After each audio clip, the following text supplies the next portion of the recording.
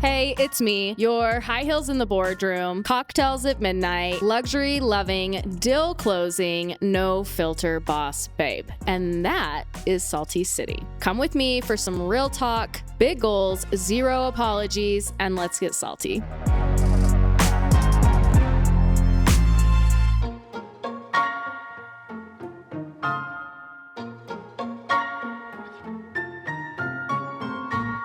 What's up, Salties? Welcome back to another episode of Salty City Podcast. I'm your host, Lindsay, and today I have one of my favorite individuals, Abby Orchard.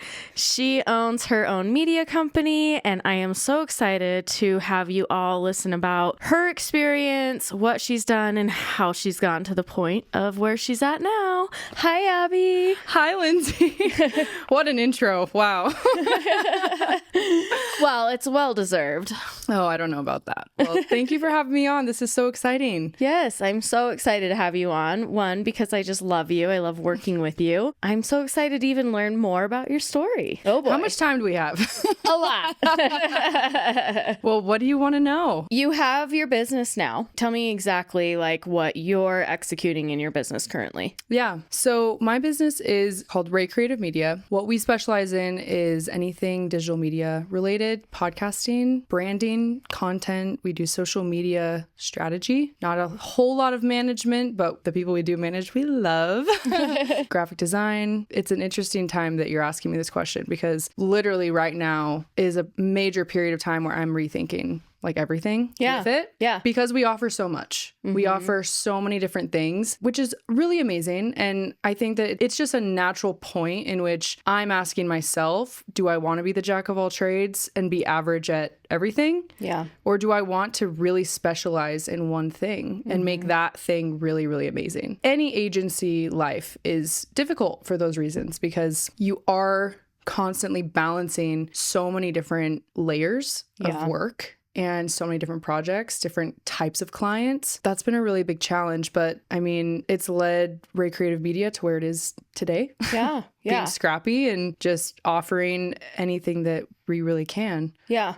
So, well, I think that's a testament to your success that you're having, because when you get to start narrowing and really understanding what you want to offer, I think that's because you're becoming successful in specific areas. You're not having to take everything on. Yeah, for So sure. that's good. Yeah, absolutely. I mean, let's go back a little bit to kind of provide more context here. So when I was 19 years old, year out of high school and into my freshman year of college, I started taking on freelance photography projects, which quickly turned into content, and then content turned into social media management. And I did that freelance my entire college experience. I was at the University of Utah studying business school. And then when COVID happened and everything went remote, I was like, well, maybe this is a good time to rethink what I want to do career-wise. I ended up transferring to Utah Valley University. I got accepted into their film school program, their digital media program, which was really, really cool. And I did that coming out of COVID a little bit. So it was still, they were hybrid classes. We had to go in wearing a mask and all of that stuff. But at that time, I did an internship for Sauce Media Group. Oh, with Sam. Yes. Yeah. Sam. When I was 20. Yeah.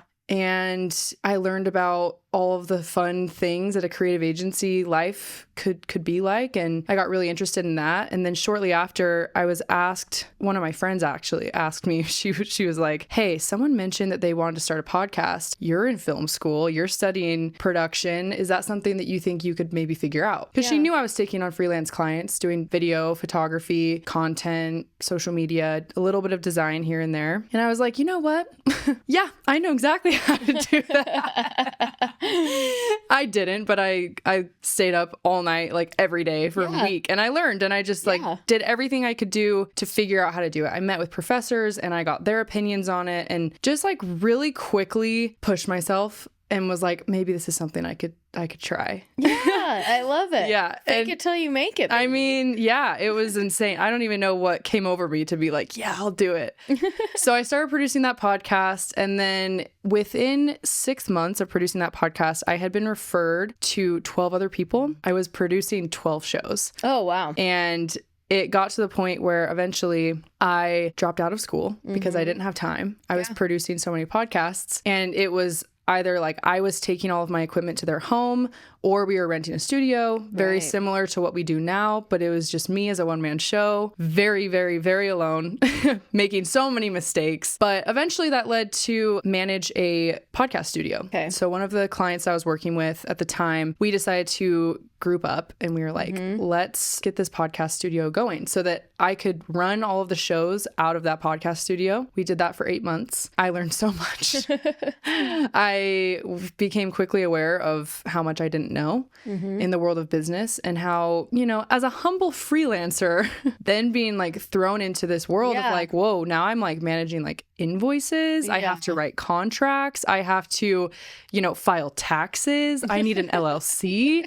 It was just the most rapid growth period of my life. And obviously I got burnt out. Obviously it just took everything from me. I was like so in over my head, but I was proud of what I did at the time. Yeah, of course. And I felt really good about that. I reached out to one of my friends who works at a production company in Draper, Utah. Don't know if you know them. It's Film Lab. No, I don't know Film Lab. You don't know Film Lab. They're unreal. They are a production company here in Utah. They have a kick-ass podcasting department, but they also do like high-level advertisement as well. Okay. And are just so insanely talented. It's a family-run business, family friends. They're just so great. And so I reached out to the podcast producer over at Film Lab because we were really good friends. We had like, you know, we were like, if you can't beat them, join them kind of thing. We laugh about it to this day. I reached out to him and I was like, I'm just suffering.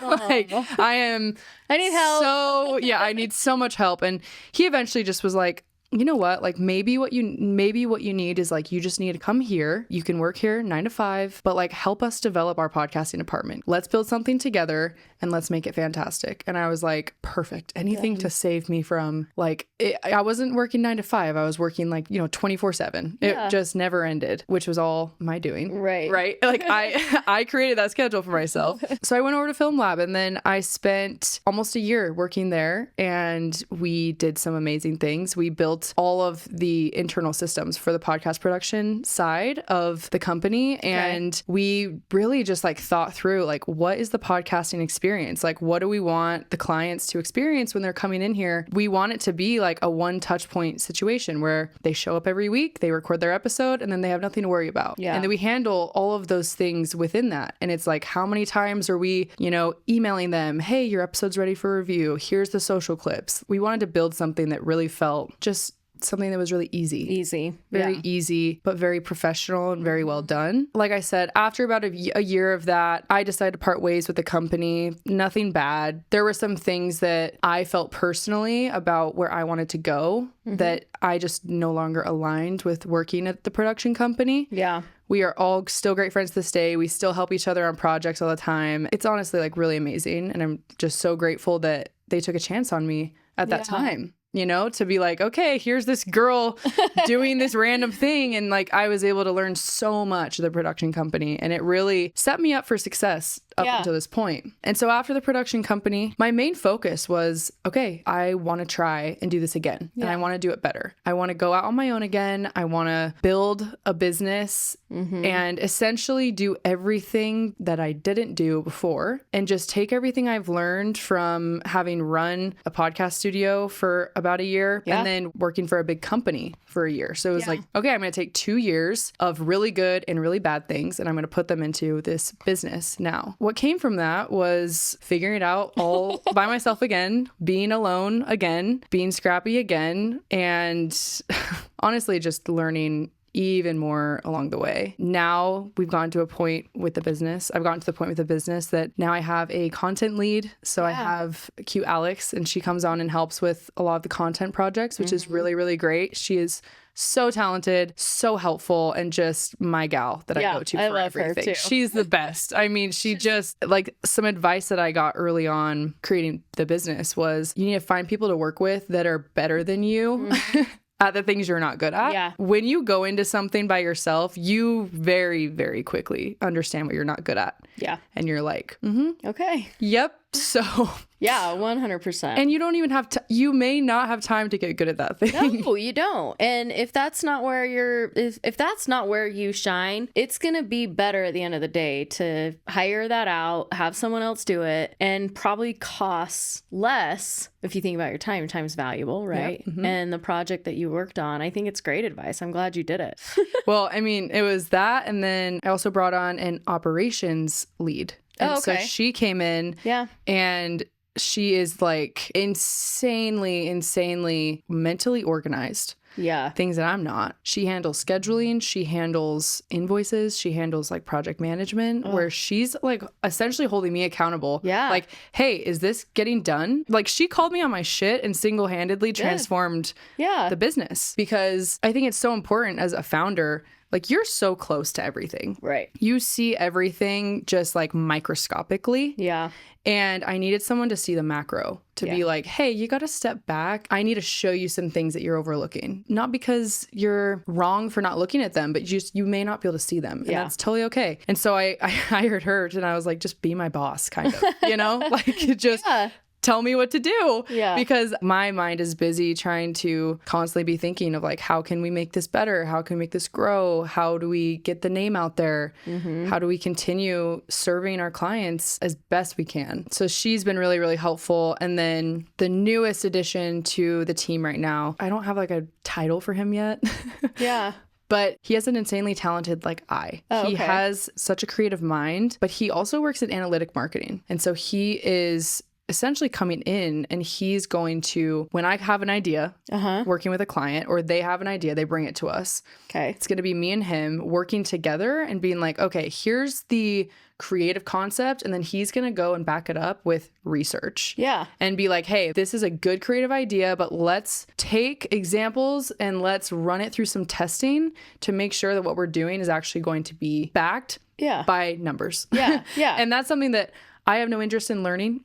Yeah, no. You know, I mean, I wouldn't either. I don't have time to go through. And that takes a different brain. Like that's just working on a whole different level. Yeah. Oh, 100%. So that's been really fun. We have started working on a couple projects together and he has just blown me away. And what we've been able to accomplish already in such a short period of time has been so insane. Being a one-woman show for so long, like the value of being able to like workshop something and like Play-Doh something and just like pass it back and forth and be like, here's an idea. And then he's like, I like that, but let's do this. And I'm like, that's a great idea. And like, you know, it's just been so beneficial to see all of that and so valuable. And so that's kind of where the business is at right now. So it's me, content lead, operations lead, and then I don't know what his title's going to be. I think right now it's just going to be like creative something. I don't know. Yeah. But I'm sure you'll figure it out. I'll figure it out. We'll figure it out. So that's kind of the long-winded answer of what's going on. Yeah. But that's the basis. That's so exciting though. Like every piece of it. And I'm glad you went back to it and back to, you know, oh, okay, I'm going to revisit this. You probably learned a little bit more at that studio. And I'm so glad that you went back because a lot of people would have given up at that point. It felt really good to be protected by salary at the production company. Safe. Yep.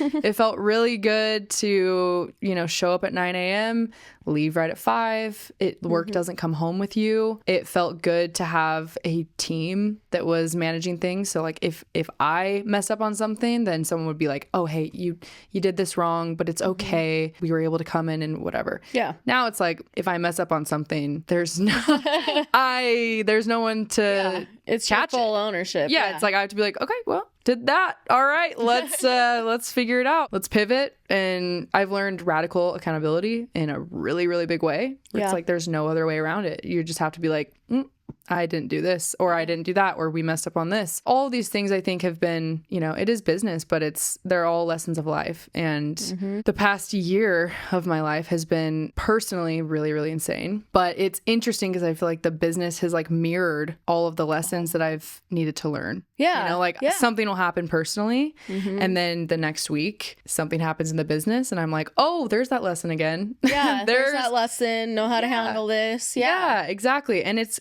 kind of cool because it allows me to be able to, whether it's personally or in the business, I get to practice it twice. Yeah. And remind me, you're 24 or 25? 24. I'll be 25 in January. Oh. 25 feels kind of big. It feels big to you. And it's like, you're a baby. No, I was telling my mom, I was like, 25 feels like, you know, because you're like dead center halfway to 30. But I've always dreamt of my 30s because I grew up watching 13 going on 30. And so that I was always like, oh, my 30s are going to be amazing and insane or whatever. Now I'm about to be 25 and I'm like, but my 20s, what happened?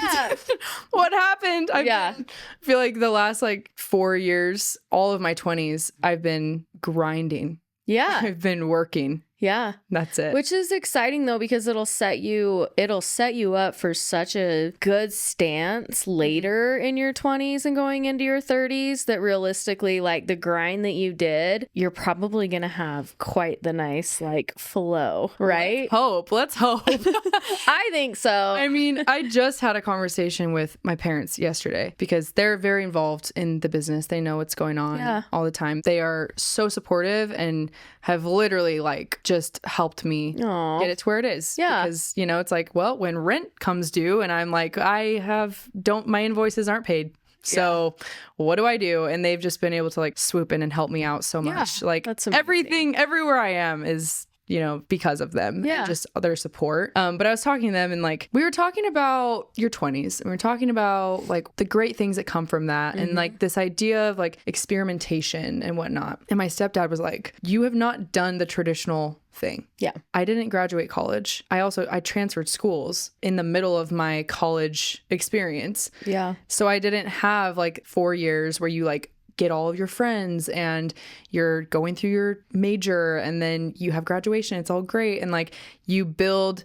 lifelong connections, you build lifelong network, I did not follow that path at all. Yeah. And ever since I dropped out of school, it's been me trying to dig my heels in anywhere I can and just be seriously working and focused every single day. Yeah, the grind. Yeah, which has been really great for a lot of reasons. But I think the point my stepdad was making was you've missed out on so many things that you should do in your 20s, and you may regret not having that experience. Because I just jumped straight into business, and he keeps saying you're trying to grow up too fast. You're growing up too fast. You're doing all these things that you don't necessarily. That's not necessarily the phase of life you need to be in right now. And it is true. I was 22 working at the podcast studio. And I remember there was a period of time that I did not see my friends. I didn't do anything besides work. It was I wake up, I edit podcasts, I go produce the show, I come home, I edit podcasts until midnight, and then, rinse, repeat. I think I blacked out that entire period and phase. Yeah. And it's so sad. I do look back now and I'm all my friends were going to the college parties and they were going to events and they were hanging out and they were doing little activities. And it's I had this mindset that it was oh, well, I'm in too deep now. I got to keep going. Got to keep going. I got to keep going. What am I supposed to do? Yeah. It's kind of interesting. I don't know why this is, but there's a strange kind of guilt that I feel kind of on both sides. Okay. Yeah. Where I'm I feel guilty for not living the way that the rest of my age group is living. Because I'm oh, I should be going out on the weekends more. I should be making a bigger effort to go and do these fun things that you should do in your 20s. You should go on a weekend trip to Cabo, and have no money, but be let's just go do it and just go have fun with friends. But then on the flip side, I'm but if I do all of that, then I'm losing all of this precious time I have to build the business and to put my focus into the future. Yeah. I feel this entire year of building RCM has just been all future focused. Yeah. It's always what's next? What's next? What's next? Yeah. So much so that I sit down and I look around, I'm okay, whew. Where am I? What am I doing? Yeah.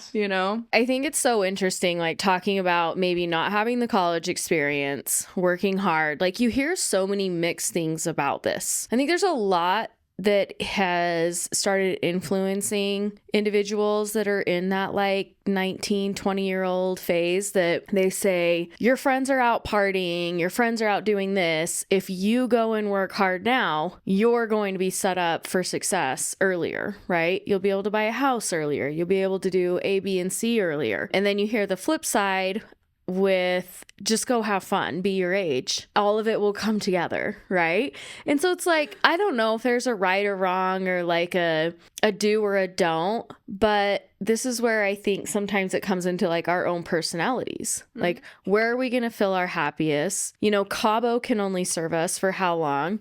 Might come back with a huge hangover and feel like shit. Yeah, right. 4 days. Yeah, 4 days of like the best experience you ever had. Yeah. Horrible decisions. Bro, that you never ever talk about ever again. Yeah, it's like Vegas. What happens in Cabo stays in Cabo. Yeah, absolutely. It's such an interesting point. I mean, there's a few things that I feel about this. I think that if you were to ask my 19-year-old self, like before I started getting into all of this, by the time you're 24, here's what you're going to be doing. Here's the life you're going to be living. Yeah. And if you go right, that will happen. If you go left, that won't happen. I don't know what I would have done. Yeah.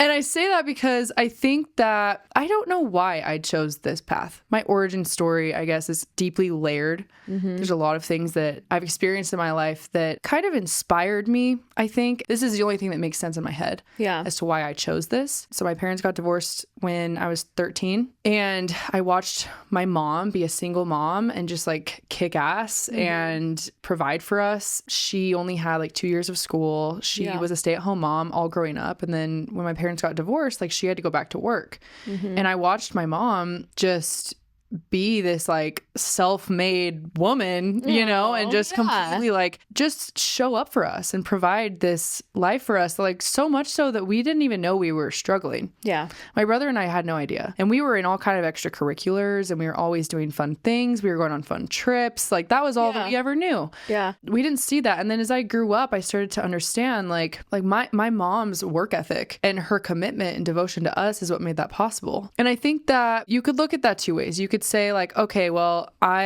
am in school and I'm going to channel that energy into like getting the most experience here. And I'm going to crush all my classes. I'm going to get really good grades. I'm going to use this education to propel my career forward. Then the other way is like, okay, you know what? I'm going to work as hard as I possibly can to build something of my own that will financially support my life and my future family, set us up for success. Either way you look at that. At the end of the day, I wanted to do something, I don't know. I was obsessed with it. Yeah. I was obsessed with the idea of building something. Yeah. And I still am. It's hard for me to even imagine a different way. Doing something else. Yeah. It's really like my stepdad mentioned, like, you should go back to school, like go get your graphic design certificate or like go, get your Bachelor of Science in UX and UI, like web design, product development, stuff like that. All things that I do already. I do all of these things already. Yeah. We offer graphic design. Yeah. And when I say we, I mean I do all the graphic design. Do all of it. And we do product development. We do we do UX and we do web refresh and we do all these things. But, he mentioned, he was like, maybe you should go back and get your education and, just see if you can learn as much as you can. Cause like I've had to work through this like scarcity mindset where I'm like, if I don't do it now, what will become of my life? Yeah. And if I let the business go, can I ever pick it up again? Yeah. Does it erase everything that I did? If I go a different direction, will I look back one day and be like, I had a good thing going. Why didn't I just keep going? Yeah. All these questions that I now have, but it's like, I think at the end of the day, there's a piece of it. It's just like, I do love what I do. I have a passion in it. Graphic design is really, really, really what I love. Yeah. The very most. And all the other things like fund the business and they help the business roll. And, podcasting is really great too. Yeah. I have found pieces of passion in podcasting for sure. I love being able to do what I do every single day and be able to fund my life. Yeah. To do it, Yeah. No, and I love that. And I think there's always a battle. I mean, I know I had a mental battle. Do I go to school? Do I not go to school? I dropped out of college. I had the same battle. Like it was always like, oh, am I going to be able to get something? What if something happens? Or should I go learn more? And I think you just have to do what feels best for you. If you grow this business like you are, and you get to a point, girl, you're going to be hiring people to do some of that shit. Like, right. I know. I'm like, I guess technically I don't have to be like grinding all the time. Yeah. Like you nail down what you're doing and you grow to the capacity that you're thinking. I mean, you don't need to know all of that. Yeah. you know? Right. You need to know the foundation of your business and what you did. And I think that battling between these things can be super hard, because I remember in my 20s, I just felt like I had so many ideas and things, and I was so into the future mentally. Like, what is it going to be for me? I want to accomplish this. Should I do this? Should I not? Like, I think you get stuck in your own head a lot, and I still do it to this day. Oh, yeah. But I feel like I can catch myself a lot better. Yeah. The people who really know me from someone who maybe just follows me on Instagram or has just kind of seen what I've done throughout the years, I have started and stopped so many things. Me too. Right. Like I gave you the short summary of my story since I was 19, but like in between that, like my friend and I tried to start an apparel clothing company. I feel like a lot of people try and do that. I had a crochet business with my friend Jen. I love that. We tried to do this whole thing. We built that up a little bit. Like we went to the markets and stuff. Yeah, that's so rad.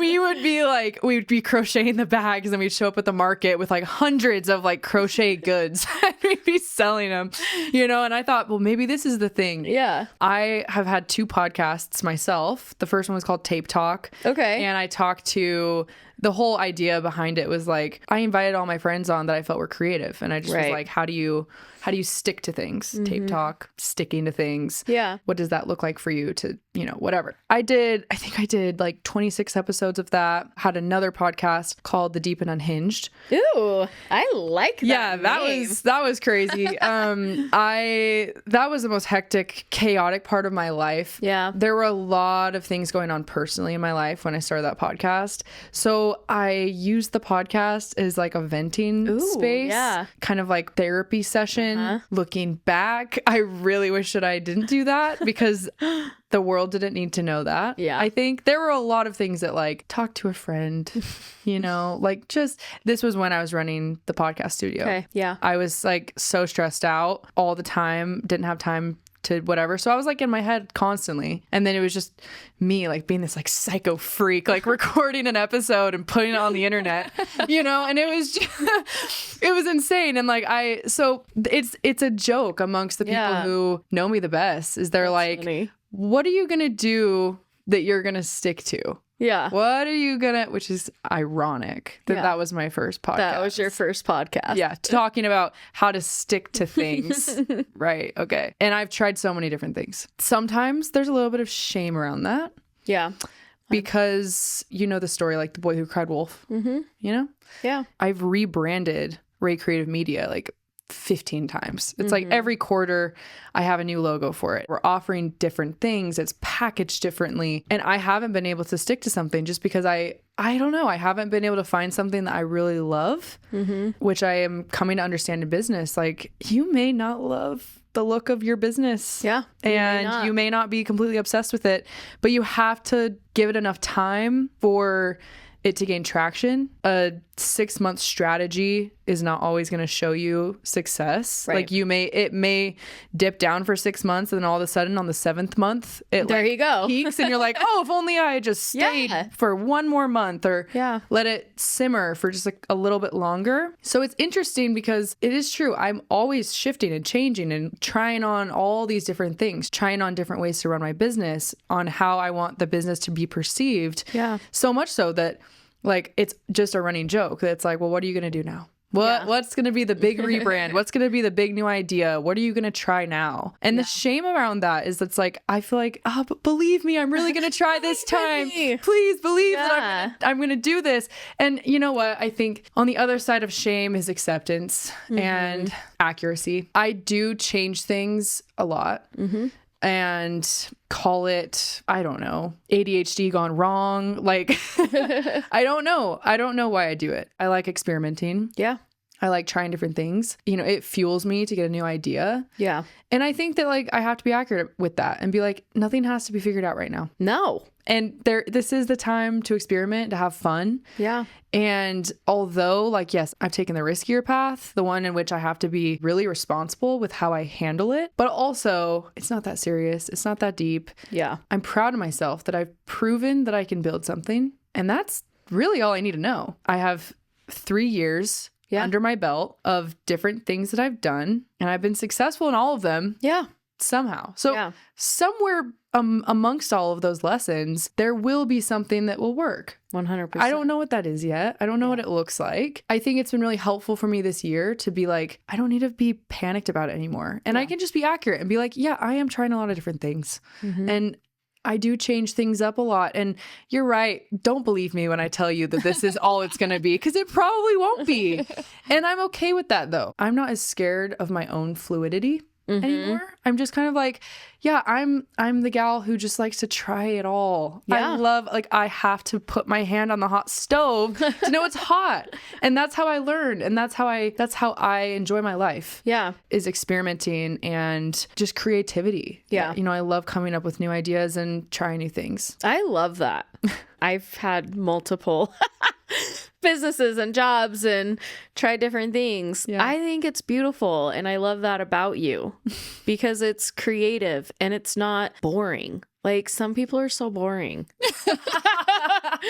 Like, I wish I could be a little more boring. They wouldn't give my, you know, the people in my life such a turbulent, turbulent thing around me, where I'm like calling my best friend like every week, like, you'll never believe this idea I had. And it is what it is. Yeah. It's who but I all am. of these like things that you've tried and that you're doing and that you're trying to execute, and the ideas that come will lead up to something bigger. Right. It's the people that don't try, that don't run with the new idea. Whether it fails or not, it does not matter. You're not getting anywhere if you're just like playing safe and walking that straight line. Yeah, I think 100. it's kind of funny, because it's like something that is really inspiring to me that I do appreciate a lot right now is all of the stories that you hear about entrepreneurs who have really created something great. Yeah. And then you hear them talk about, well, I tried this before and I tried this before and I failed this and I failed that and I failed that and I failed that. Yeah. And then it's like, it's really helpful for me to hear that, because it's like, try.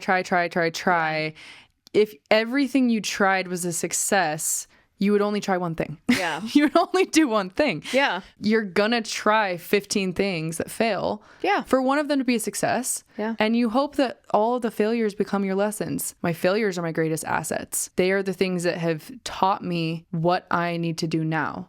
Yeah. Everything that I've failed at, every mistake that I've made has built me into the person that I am sitting here Today. And that's obvious. That's everyone. And it sounds cliche. And it's like, well, of course, duh. But really, like, it's on a deep level. Like, I'm not afraid of failure. Yeah. I don't like failure, but I'm not afraid of it, because I know, like, okay, well, this failure is just going to get me closer to what does work. Yeah. This pivot, this rebrand, we're going to throw the old system out and try a new one. Whatever it is, like, I think that I'm finally to the point in my life where I trust my resilience. Yeah. And I trust that, you know, I've proven to myself that if I make a mistake or something fails, that I do stand up. Yeah. Because that's who I am, and it's who I really, really try to be. Yeah. So. And that's what's going to make you successful in business, honestly. Yeah. We just keep on keeping on. Keep going. Keep going. Keep on keeping on. And guess what? If it doesn't work at the end of the day, hey, there's always a job. There's always a 9 to 5. Yeah, you know what? There's always a 9 to 5.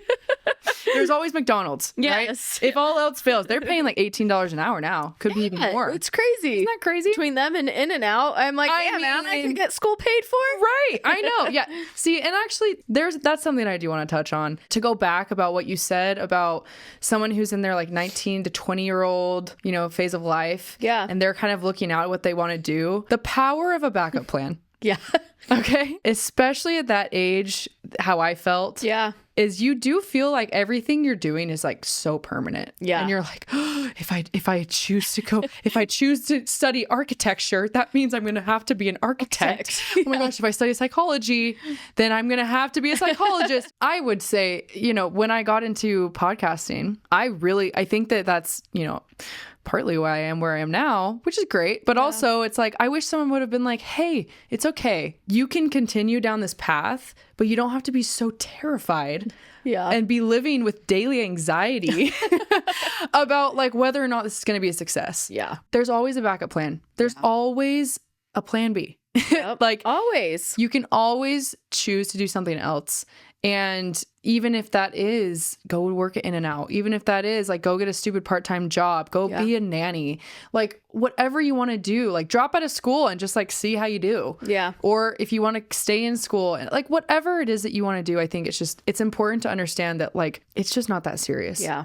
Especially in your 20s, this is the time to experiment and to give yourself grace. You don't have to be perfect. I mean, shit, the things that I found myself in, even in like very recently found myself in. Yeah. I was like, yeah, I mean, now more than ever, am I really understanding you don't have to have it all figured out. No. And you don't always have to make the right decision or the right choice. Yeah. Because you're not going to. No. You could try, but you won't. Yeah. You may find yourself trying a million different things and none of them working, but learning along the way. Yeah. And just doing your absolute bestest all the time. Yeah, 100%. You have to fail to know where to go and how to grow. Like it's inevitable. Yeah. A very common phrase that I use in my life when I'm looking back and I'm looking through, things that I've done and mistakes that I've made, I always just have to say like the way that I give myself grace is I just say, I did what I could with what I had. Yeah, 100%. And also, if you know better, do better. Mm-hmm. So now I know better, so I'm going to do better. Back then, I didn't know better, and I was doing what I thought was really, really right at the time. And that's all you can do. Really, like, it's all about just you're doing the best you can with what you have. Yeah. And that's the only thing that we're being asked to do. Yeah. That's it. No one's asking you to be perfect. Yeah. No one's asking you to start something and it be a success immediately, right away, or the first thing you do to be a success. Yeah. The only thing that we have to worry about is that we are doing our best every day. I think that's fantastic. And I think that's good for individuals your age to hear. I hope. Yeah. I mean, it's what I wish I would have heard. Yeah. I need it now still. I mean, yeah, I mean, you're still young. You're still probably going through life and figuring things out and next steps of growing and maturing into your mid-20s. Oh, you have no idea. It's amazing. I know. The questions I'm asking myself right now are, it's so interesting. It never stops. The growth never ever stops. Yeah. And you never arrive either. I mean, we get so stuck in our own phase. Yeah. That we don't look around and be like, I am currently living something that my past self would have killed for. Would have killed for. You have to be present in gratitude. Yeah. At all times. And it's like in this phase, there are so many different struggles now. There's so many more adult things that I'm having to figure out. Right, and I'm having all those things. Right. And the business, I'm like really, really trying to like learn as I go and be as responsible as possible. And, you're figuring things out like taxes and, W-9 hiring on contractors and paying people and all the things that come with that. But it's so important for me now to just look back with gratitude and just to be like so proud of what's happened and all of the small decisions that I made to get me to where I am now. Yeah. 100%. And I was going to say, baby, this might be your salty truth. This might be the salty truth. This might be your salty truth. Like, oh my God, like what you set out at 19 is now showing up for you at 25, which is still young. I'm guessing that there was some serious salt in between those years that got you here. Oh, there was some seriously interesting things that went on. It is crazy to look back at everything. Yeah, because life happens. Yeah. Mm-hmm. And when you're in the thick of it, I'm guessing like throughout those couple years, it probably at times felt like devastation. Why is this happening? This is never going to end. Like, why'd this happen to me? Oh, yeah. But there's always something so much better on the other side. Boy, do I know that. That's been revealed to me several times. If you hadn't experienced some of the experience that you did, you wouldn't have this deep connection or like this understanding and feeling that you do now that feels so right. Like you have to almost know what the wrong is to know what the right. To feel the pain before you can go, oh yeah, this feels really great. Geez, like there's like two things in life that are promised, and it's change and opposition. Yeah. You're always going to be exposed to both. Yeah. The good and the bad. Yeah. That, it's yin and yang, it's black and white, it's positive, negative. the very forces that make up the planet that we live on, the rock that we live on, is made from positive and negative forces. So you're going to be exposed to both of them. Yeah. You're not going to have a happy-go-lucky life unless you're really, really lucky. But then you probably won't learn very much. Yeah. And things happen. It's life. Here's a good analogy. This was something that my mom taught me.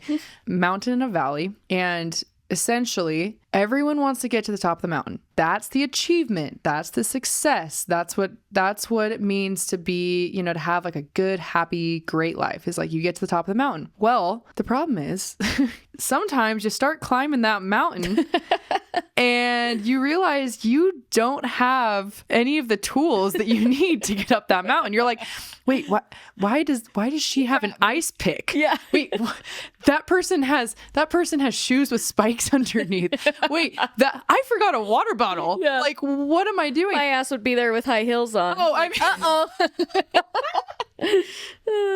right? Yeah. Right, literally, and you have to go down the mountain and then you have to go into the valley. Yeah. The valley kind of represents the period in life. You don't actually feel like you're like moving up anywhere. Yeah. You're not actively like pursuing anything. What you're doing is you are gathering the materials, you're gathering the tools, and you're building up the strength to be able to go up the mountain, to go up that peak. It's also where you're meeting people. It's also where you're gaining friendships and you're doing all this stuff and you're learning. The valley can sometimes feel like the failure because you're like, well, I'm not actively pursuing this thing right now. Or like, I tried going up it and it didn't work. So I had to come back down here. And I've been down here 15 times in a row and I can't seem to figure out what it is that I need to finally get to the top of that next mountain. Yeah. Then eventually you spend enough time in the valley, you finally do have the tools and you finally do have what you need to make it up there. It's a feeling unlike anything else, is when you can achieve something that took an incredible amount of work. Yeah. And an incredible amount of hard. Yeah. And preparation. I don't know. You appreciate it so much more. You could be so proud of yourself. And then get this, once you've hit the peak on that mountain, guess what? You got to go down again to the valley because the next peak is higher. And you have to repeat the process all over again. Because Lord knows we can't just have one peak. Nope. We got to keep doing it over and over and over again. And so that's what I'm saying. My mom taught me that because she was trying to show me like the only things we're guaranteed in life is change and opposition. Mm-hmm. You will always experience change. Change is going to happen. Good things are going to happen. Bad things are going to happen. You're going to be walking up that peak and you have all the tools and you have everything. You put in all this work and then all of a sudden like a boulder is going to come rolling down, knock you off. That's just change. That's just the way life works. That's going to happen. But then you will experience the opposition in all of that. You're going to experience the times you're in the valley and times that you're at the peak. Yeah. And love all of it. Yeah. There's going to be times you're halfway up the mountain and you're like dying and you're like, I can't believe this is so hard, but to appreciate that too. Yeah. The 100%. Whole thing is the journey. It's the whole thing, the whole picture.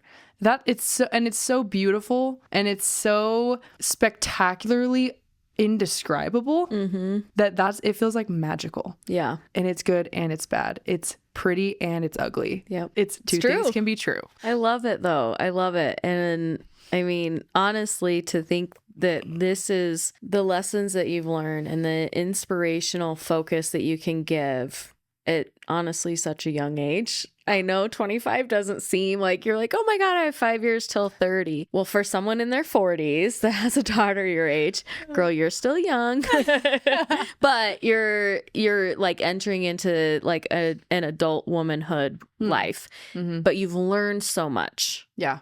You've learned so much that is going to make you so successful in so many arenas. And it's just so fun to, I don't know, hear a little bit more, learn more about you on this deeper level. Obviously, you and I work together. You bring an energy that's so exciting, that's so like fearless love, excitement bomb. I don't know how to explain it. Like, does that make sense? And you're just like, you have this glow to you. And every time I see you, your beautiful smile, I'm always like, oh my God, like I would never know that you've already experienced some of the things that you had because of how you carry yourself and the light that you give off.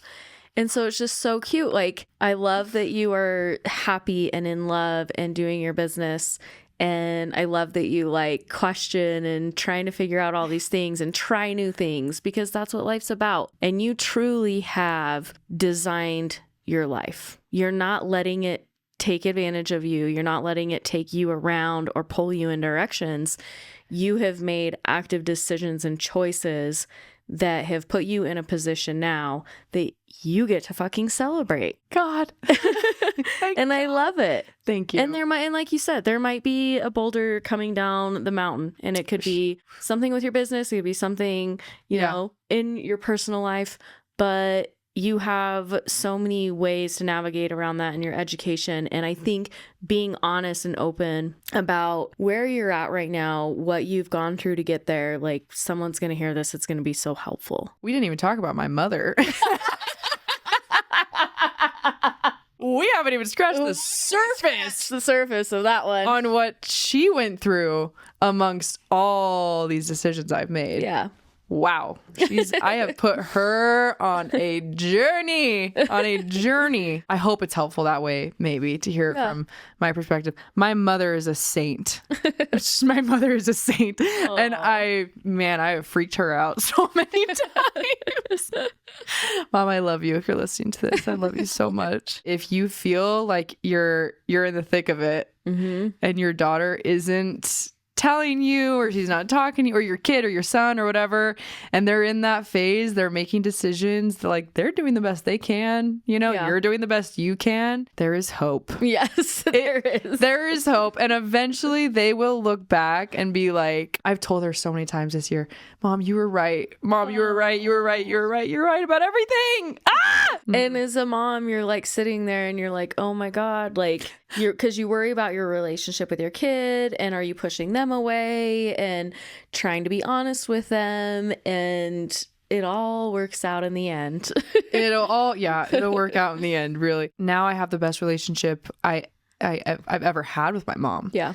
And some of the things that were hard then were, because the thing is too, is it's like when you're going through life and you're growing up and you're becoming your own person, your parents' opinion of you really, really, really, really matters. Oh, yeah. It really matters to me what my parents think of me and what they think of my decisions. 100%. Because they gave me, everything that they did since I was born was for me. Yeah.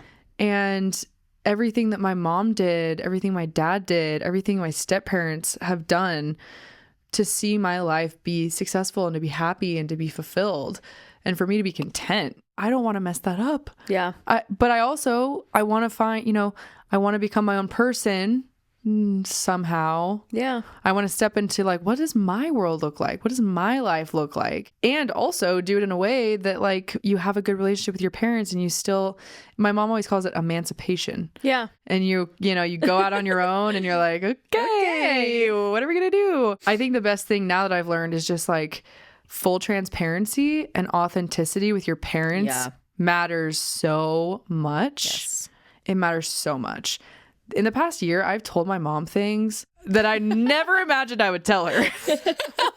Ever. Because I was afraid of disappointment. There were things I told her that she was disappointed. Yeah. Absolutely. Yeah. And she should be. I was disappointed in myself. It's so important now. I know that I can go to her for anything. Yeah. And that we can have a conversation about it. No matter how she feels about it, she'll be like, hey, can I give my opinion? And I'm like, yes. Give your opinion, please. Tell me what I'm not seeing here. Yeah.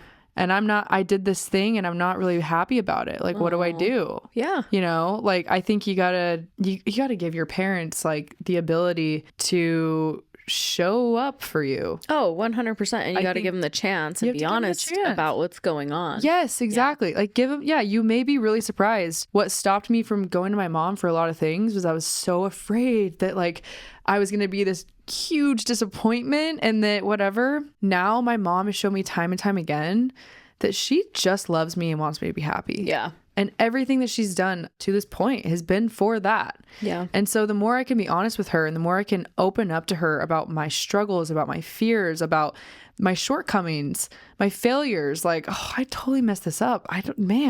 Like she has done nothing but be supportive and take my side, and even things where I'm like, okay, mom, you don't need to, I probably really did mess up on that.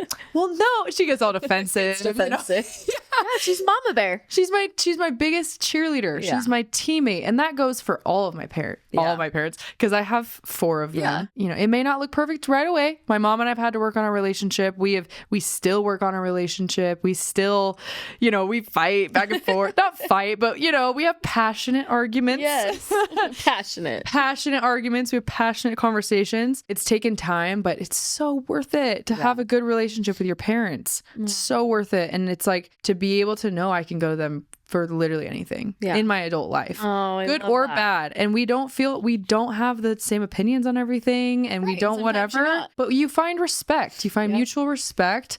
I respect what they believe. I respect their opinions. Yeah. They respect what I believe and what I'm doing, even if we don't agree with it all. Yeah. 100%. Right? Yeah. Because we have relationships. Yeah. We have something that we can hold on to and come back to. No, it's so true. I've been there. Sorry. I've been on that side. Yeah. Yes, that's an important piece of this podcast. Yes. The parent part. The parent part. Because that can be a big difference. Yes.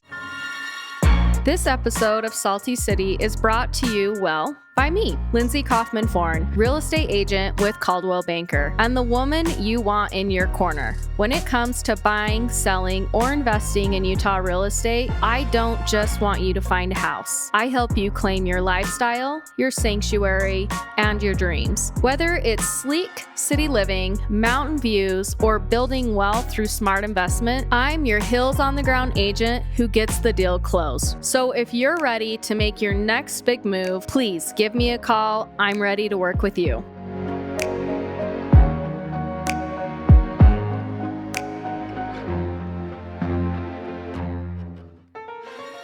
Well, Abby, I am so glad you joined me today and came on Salty City. I feel like there's so many good nuggets from your business, professional, personal nuggets that you gave that can be so helpful for the gals that watch this podcast and individuals that might be in the thick of it or might be thinking of starting a business, and the raw authenticity of what it takes and the navigations, and that we sometimes fail. Oh yeah, and you're gonna. It's all right. Gotta pick our pieces right back up. Put our big girl panties on. That's right. And our red high heels and our red lipstick. Yes, don't forget the red lipstick. Checkbox.